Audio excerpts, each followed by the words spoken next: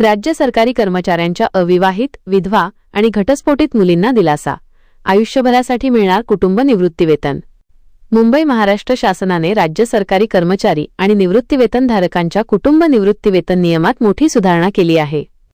महाराष्ट्र नागरी सेवा निवृत्तीवेतन सुधारणा नियम 2024 अन्वये आता पात्र अविवाहित, विधवा आणि घटस्फोटित मुलींना वयाची 24 वर्षे पूर्ण झाल्यानंतरही काही अटींच्या अधीन राहून आयुष्यभरासाठी निवृत्तीवेतन मिळण्याचा मार्ग मोकळा झाला आहे.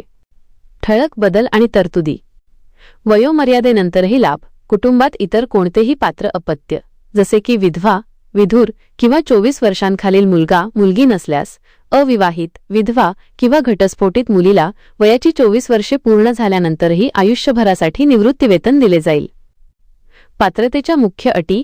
हे निवृत्तीवेतन मुलगी जोपर्यंत स्वतःची उपजीविका सुरू करत नाही किंवा तिचा पुनर्विवाह होत नाही यांपैकी जे अगोदर घडेल तोपर्यंत लागू राहील.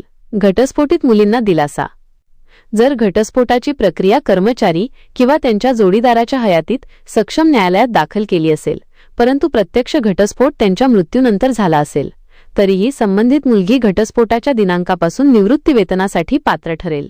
प्राधान्यक्रम. कुटुंबात एकापेक्षा जास्त पात्र मुली असल्यास जन्मक्रमानुसार सर्वात मोठ्या मुलीला प्रथम निवृत्तीवेतन मिळेल. मोठ्या मुलीची पात्रता संपल्यानंतर विवाह, उपजीविका किंवा मृत्यू, धाकट्या मुलीला याचा लाभ मिळेल.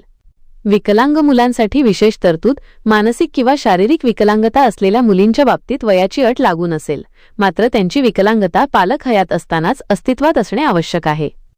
अंमलबजावणी. वित्त विभागाने 8 फेब्रुवारी 2024 रोजी या संदर्भातील अधिसूचना प्रसिद्ध केली आहे. या निर्णयामुळे अशा महिलांना मोठे आर्थिक सामाजिक संरक्षण मिळणार आहे ज्या पूर्णतः आपल्या पालकांवर अवलंबून होत्या.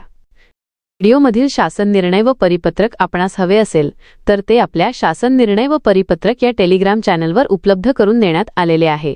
त्या ठिकाणावरून आपण ते डाउनलोड करून घ्यावे.